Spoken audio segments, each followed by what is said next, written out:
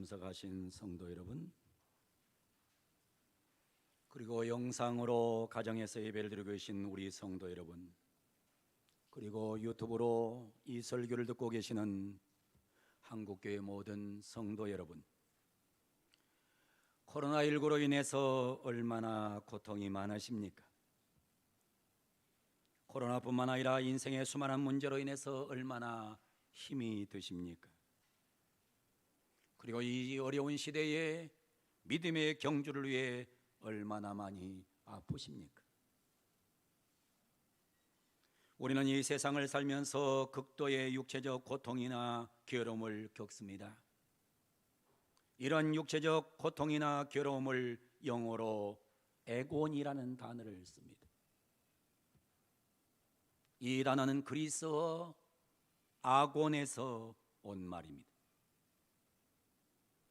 아곤이란 말은 경주한다는 뜻이요, 달리기 한다는 뜻입니다. 사람이 경주를 하는 것, 마라톤을 하는 것, 그거는 사실은 쉬운 일이 아니에요. 우리 인생은 가볍게 달리는 조깅이 아닙니다. 우리 인생은 힘들게 다니는 마라톤 같은 겁니다. 특히 우리 신앙생활은 조깅하는 것이 아닙니다. 우리 신앙생활은 마라톤 같은 어려움과 힘듦 속에 달리는 것입니다.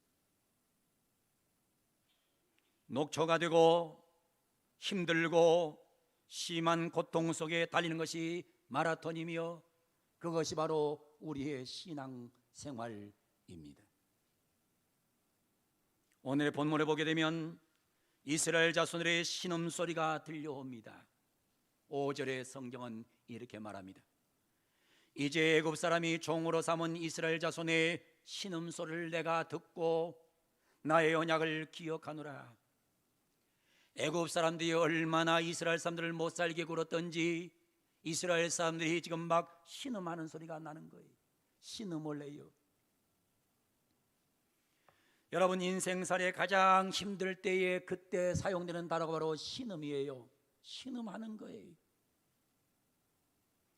사람이 큰 소리 칠 수 있는 것, 그건 아직도 덜 아픈 거예요.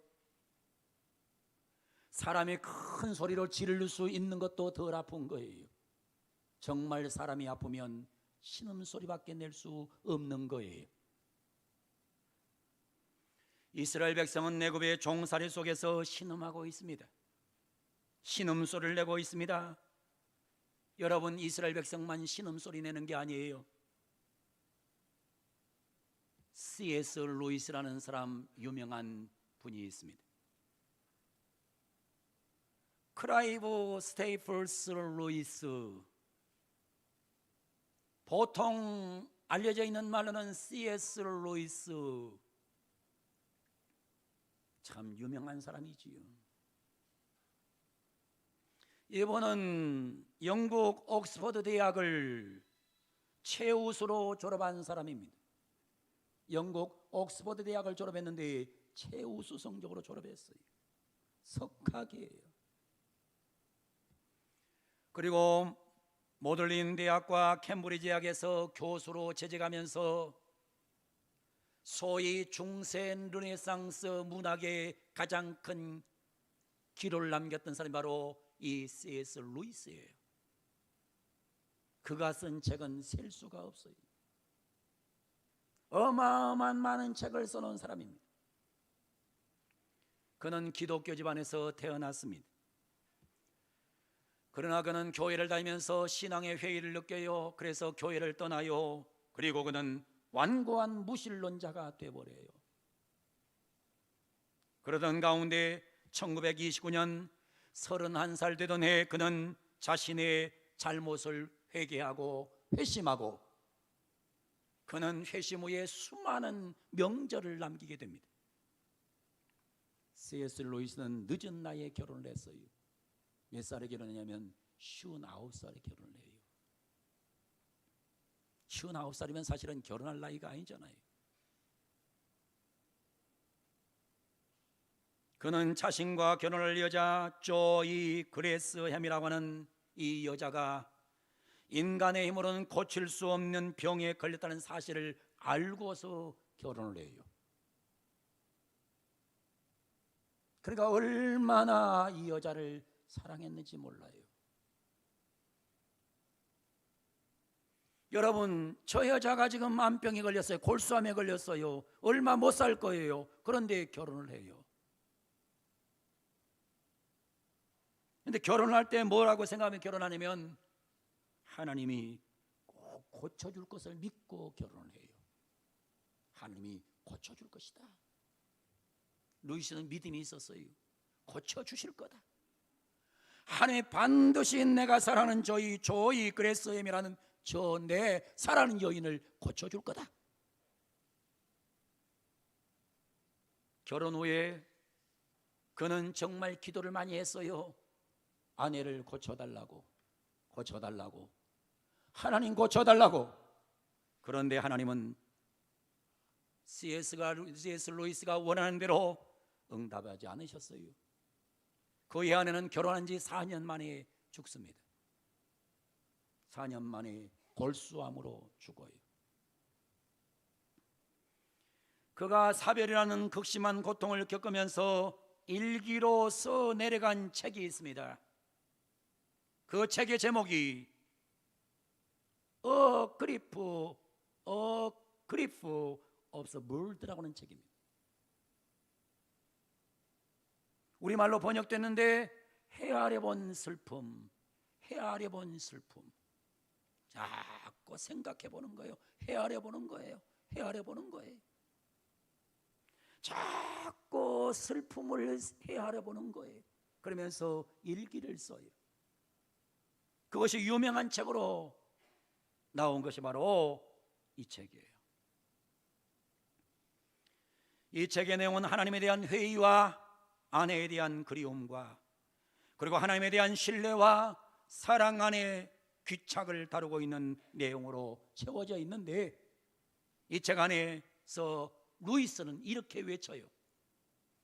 하나님은 우리가 번성할 때에 우리를 사령관처럼 다스리다가 하나님의 도움이 필요할 때 왜 하나님은 인색하십니까?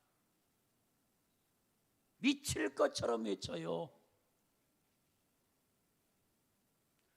하나님의 도움이 필요할 때 왜 하나님은 그리도 인색하십니까?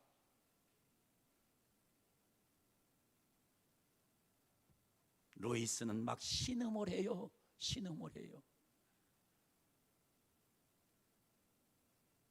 믿음 없는 사람 아니에요. 믿음 있는 사람이에요.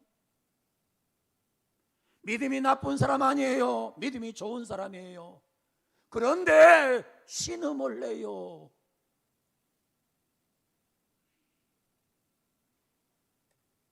오늘 본문에 보면 이스라엘 백성들이 신음을 해요. 루이스가 신음을 해요. 이스라엘 백성만 신음하는 거 아닙니다. 루이스만 신음하는 거 아니에요. 저도 신음하고 있어요. 여러분들도 신음을 해요. 지난 주간에 제 아들, 며느리, 손자, 손녀가 우리 집에 왔습니다.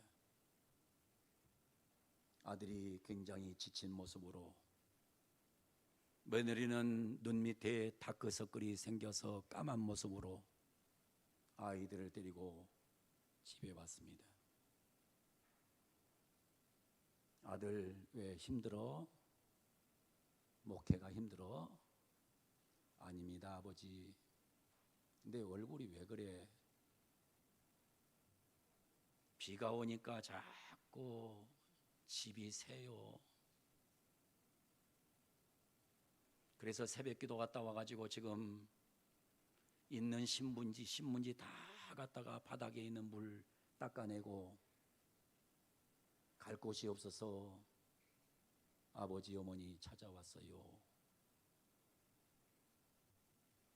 건물을 지은 업자가 건물을 잘못 져가지고 자꾸 비가 새는 거예요. 그러니까 비만 오면 제 아들의 신음소리가 들리는 것 같아요. 조금 있다가 초등학교 3학년 손자 녀석이 저한테 그러는 거예요. 할아버지, 뭐야, 우리도 욕조 있는 집에서 살고 싶어요.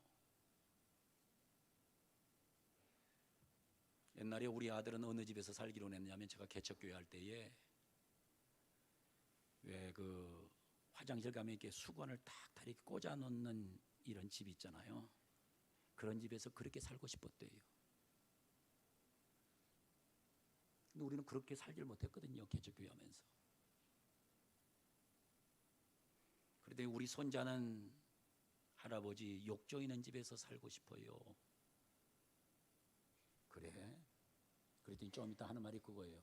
할아버지, 비 좀 안 새는 집에서 살고 싶어요.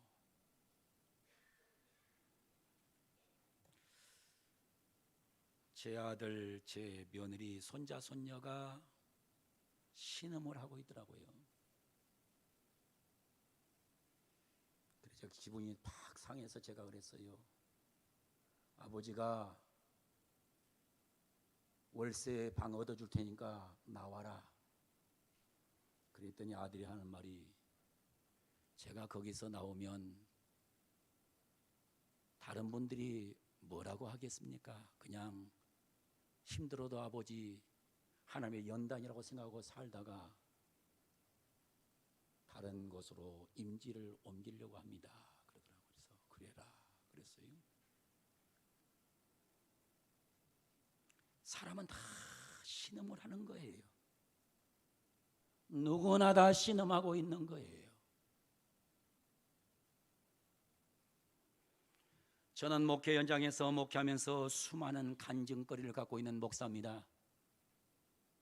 하나님이 제 안수기도를 통해서 은사를 터지게 했던 경우도 많고, 병자를 고쳐내기도 하셨고, 문제를 해결하는 모습도 나는 많이 목격하면서 목회했습니다. 우리 교회 와서 목회하면서도 하나님의 살아계심이 증명되지 않았다면 내가 여기서 목회를 이렇게 할 수 있는 구조도 되지 못했습니다.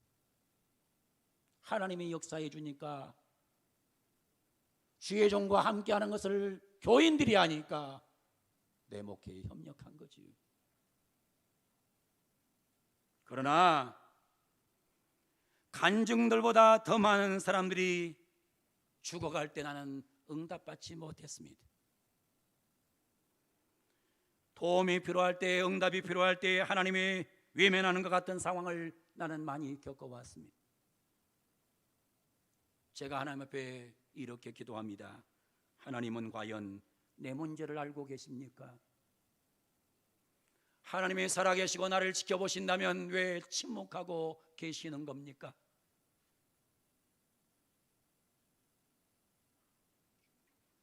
일본이 자랑하는 현대 소설가 엔도 슈샤코, 이분의 대표작이 침묵이라는 소설이 있습니다. 침묵이라는 책이 있어요.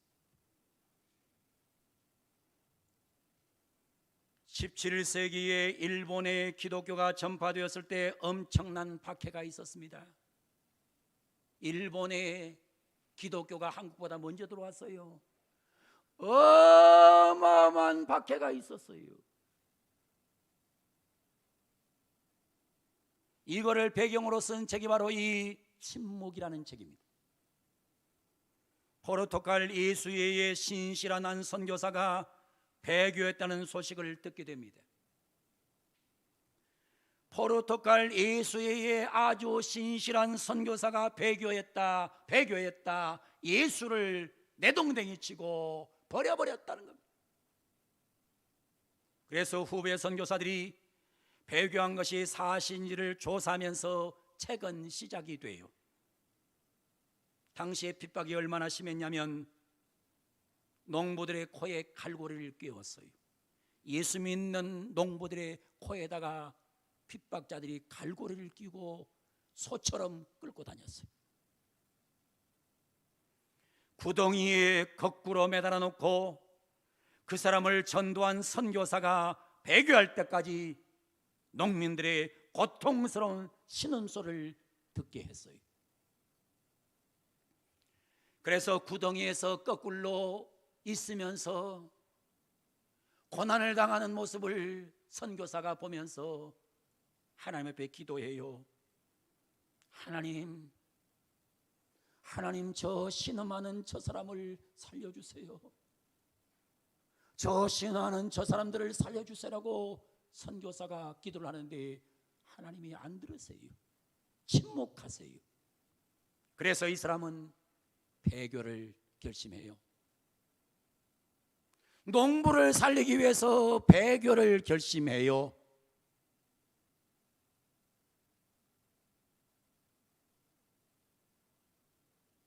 그때 하나님은 침묵했습니다. 이런 내용이 바로 이 책에 들어있어요. 저는 시편을 읽으면서 하나님께 부르짖는 기자들의 고백을 듣습니다. 하나님 왜 숨어 계십니까? 하나님 왜 침묵하십니까? 제가 시편에 나오는 기사들의 고백을 현대인의 성경으로 몇 군데만 읽어보려고 합니다.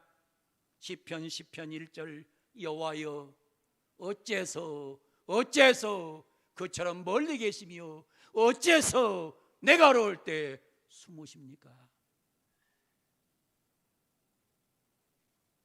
13장 1절에는 이렇게 말해요. 여호와여 언제까지 나를 잊으시겠습니까? 영원히 잊으실 작정이십니까? 나에게 주의 얼굴을 언제까지 숨기시겠습니까? 시편 44편 22절에 말해요. 우리가 주를 위해 하루 종일 죽음의 위험을 당하고 도살장의 양 같은 취급을 받습니다. 여호와여 깨소서, 여호와여 깨소서, 어째서 주무십니까? 일어나시고 우리를 영원히 버리지 마소서. 욥은 욥기서 23장 8절 9절에서 이렇게 절규하고 있어요. 자식 다 잃어버리고 재산 다 날아가버리고 몸에 악창이 났는데 기와장으로 긁으면서 이렇게 외쳐요. 그런데 내가 동쪽으로 가도 그가 아니 계시고 서쪽으로 가도 보이지 않으며 그가 북쪽에서 일하나 내가 만날 수 없고 그가 남쪽으로 돌이키셔도 내가 배울 수가 없구나.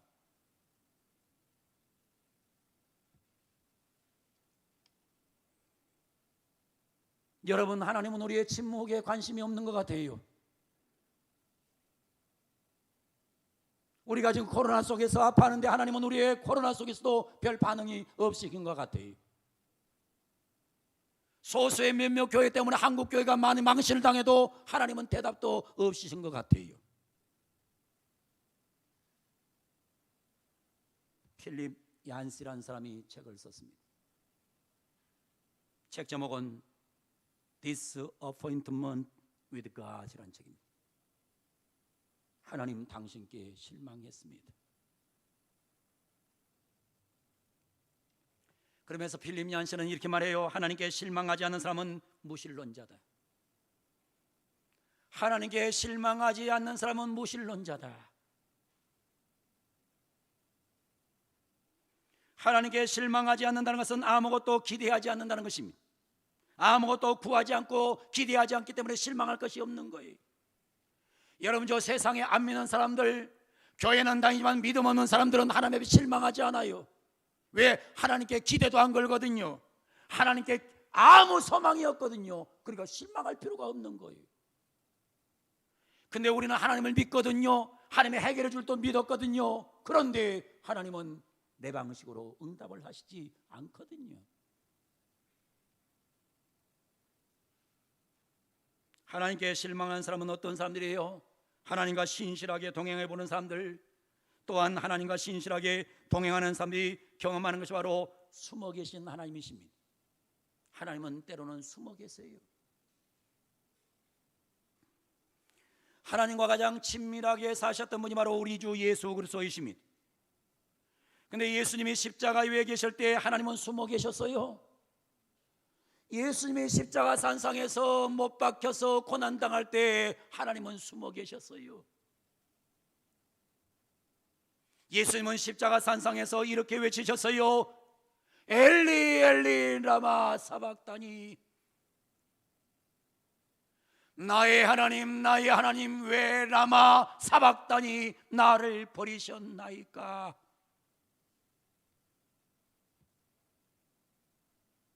아들의 외침을 하나님은 못 들은 척 하셨어요. 하나님의 자신을 숨기는 것은 무능해서일까요? 아닙니다. 십자가에서 자신을 감춘 것은 놀라운 구원 행사를 위한 하나님의 섭리였습니다. 부활의 영광스러움을 나타내신 것입니다. 하나님은 자신을 숨기는 것으로 일하시는 분입니다. 오늘 이 자리에 나와 예배하는 사랑하는 성도 여러분, 여러분도 신음하고 있는 것을 하나님이 아시고 저도 압니다.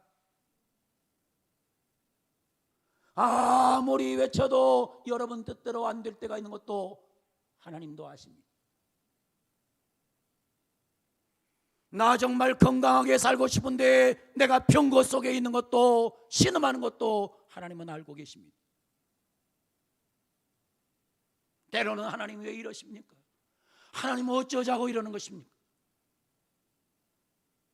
저는 요즘 코로나 시대를 살면서 이런 생각을 해요. 하나님 어찌 하시려고 이러십니까? 하나님 어찌 하시려고 이렇게 오랫동안 코로나로 압박을 하십니까? 때로는 내 신음소리를 안 들으시는 것 같아요. 근데 오늘 성경 5절에 보면 이렇게 말씀해요. 하나님 우리의 신음소리를 듣고 계세요. 이제 애굽 사람이 종으로 삼은 이스라엘 자손의 신음소리를 내가 듣고, 하나님 말씀하세요. 내가 듣고 계신다는 거예요. 사랑하는 성도 여러분, 여러분의 신음소리는 하나님이 듣고 계십니다.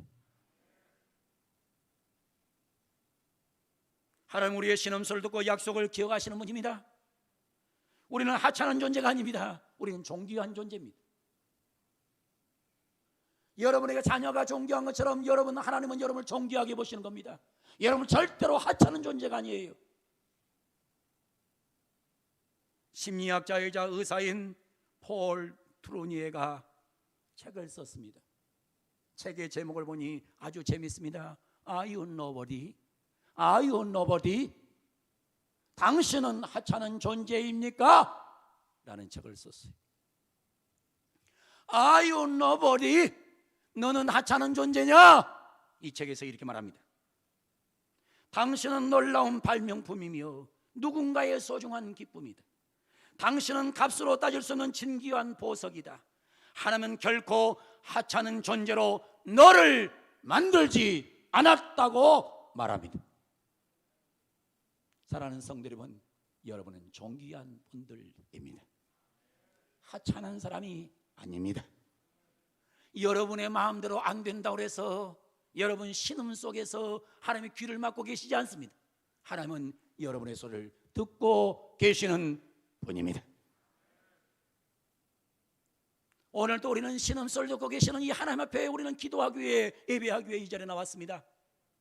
이 설교를 듣는 사랑하는 성도 여러분, 내 신음소리에 귀를 기울이시는 하나님 앞에 여러분의 신음소리가 들려질 때에 하나님은 여러분 속에 행동하시는 하나님으로 찾아오기를 원합니다. 하나님은 행동하시는 분입니다. 6절 7절에 말합니다. 그러므로 이스라엘 자손에게 말하기를 나는 여호와라, 내가 애굽 사람의 무거운 짐 밑에서 너희를 빼내며, 하나님 말씀하세요. 나는 귀를 닫고 있지 않아. 나는 손과 발을 움직이는 하나님이야. 내가 너를 애굽 사람의 무거운 짐 밑에서 빼내며 그들의 노역에서 너희를 건지며 편팔과 여러 큰 심판들로서 너희를 속량해 줄 것이다. 하나님은 7절에 말씀하세요. 너희를 내 백성으로 삼고 너희는 내 백성이야. 나는 너의 하나님이야. 나는 애굽 사람의 무거운 짐 밑에서 너희를 빼난 너희 하나님 여호와인 줄 너희가 알리라. 오늘 이 자리에 나와 예배하는 성도 여러분, 여러분 속에 신음소리가 들려줘도 하나님이 안 듣는 것처럼 인식되지만은 하나님이 여러분의 소리를 듣고 있다는 사실을 기억하시고 이 코로나 속에서 하나님께 더 가까이 다가가는 복된 기회로 선용하시기를 바랍니다. 월터 브루그만이라는 사람이 책을 썼어요. 월터 브루그만, 유명한 미국의 신학자예요. 이분이 책을 썼는데 이런 책을 썼더라고요. 다시 춤추기 시작할 때까지. 코로나 시대에 성경이 펼치는 예언자적 상상력을 가지고 책을 썼는데 이 학자는 이렇게 말을 해요. 출애굽 시대에도 재앙이 있었다. 레위기 시대에도 재앙이 있었고, 사무엘 시대에도 재앙이 있었고, 열왕기서에도 재앙이 있고, 욥기에도 재앙이 있고, 시편에도 재앙이 있고, 이사야 시대, 예레미야 시대에도 재앙은 있었다. 그런데 그 재앙은 반드시 멈출 날이 온다고 이 학자는 말하고 있는 거예요. 그래서 우리가 반드시 다시 춤출 날이 올 것이라고 말씀하고 있는 겁니다. 여러분, 하나님의 심판은 영원하지 않아요. 코로나 시대에 힘들지만은 여러분 좀만 더 견디면 하나님이 다시 한번 우리를 춤추게 만들어 주실 거예요. 나는 그 하나님을 믿어요.